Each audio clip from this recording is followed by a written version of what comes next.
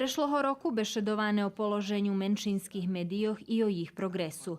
Na to tu temu nješka bešedovala i Rozalija Ekres i Marta Varius pred Mađar SOA, Nataša Heror, direktorka Heror Media Ponta, a spred Pokrajinskog sekretarijatu za kulturu Kalman Kuntić. Po prvi puta, po meni, nakon one prethodne 3 gde smo govorili o položaju, o mogućim načinima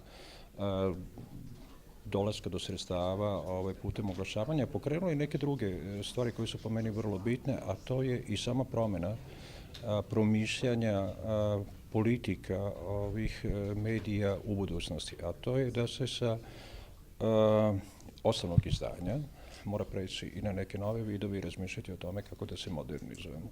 Kuntić nahlašal, že še mediji muša modernizovat za nasam-pred zdrukovani mediji kotri generalno u krizi. Svakako da situacija je poprilično teška.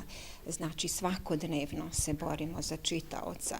Za čitaoca se danas borimo ne samo u našem štampanom mediju, nego svakako na online platformi. Sljedujuca konferencija bude pošvecena samo otrimovanju menšinskih medijo, najavil Kuntić. On nahlašal, že menšinski mediji i dalje budu potrimani z boku Pokrajinskog sekretarijatu za kulturu, bo su od fundamentalne važnosti za autonomnu pokrajinu Vojvodinu.